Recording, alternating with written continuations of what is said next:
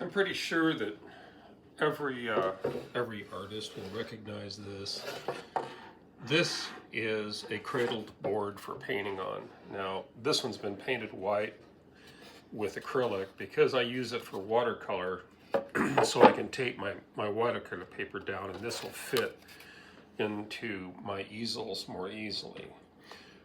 But anyways, these are cheap, easy to get, I mean relatively cheap, but they ended up serving a purpose that might not have been anticipated. So, I also like to paint with oil, and one of the problems I have is transporting my oil paintings while they're still tender, and I needed a box that I could go out and paint in the field with. And so, using those cradled boards, I decided to build, it wouldn't qualify, I think, as a facade box, but it does serve that purpose. I'm going to see if I can't adjust this to get a little bit higher angle, maybe slide back. That's not working. All right, move the table back and try to get a little more elevation on this. Sorry for the noise. Okay, so anyways, this holds an 8x10, so the system is limited to these size of boards, and it's also limited to portrait orientation rather than, or landscape, I'm sorry, not portrait, landscape orientation rather than portrait. So how this works is this toggle is free, this one is fixed, and then the board can come right out. So it locks in nice and tight, and it only takes up two little parts of the corners as far as obstructing the painting. As you can see, there's a palette down here below, and right here is simply a safety pin that has been screwed into a wooden block that I made. And now the palette can come out and be used, and also wipe down and put back up, and the distance between these two keeps them separated so that you don't end up with a mess on your hands.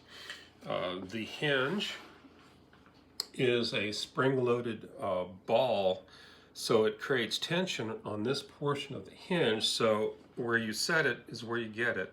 I mean, you can lock it all the way out, and you heard it click into position, and then it is very strong, but you have a good range of motion as far as orienting the angle of your painting surface. So what can be seen here is what looks like a hinge, and actually it was fabricated from a hinge, but the hinge pin was driven out and replaced with this clip. And so there's a second layer below here where you can see I have my brushes, a palette knife, and about 20 12 milliliter oil paints. So that gives me a good place to store that. I put a divider in, and I'm going to show you the material that I used to build this box with. This entire project was probably well under $20. Okay, so these bamboo, they're sold for like toys for kids to use to build projects.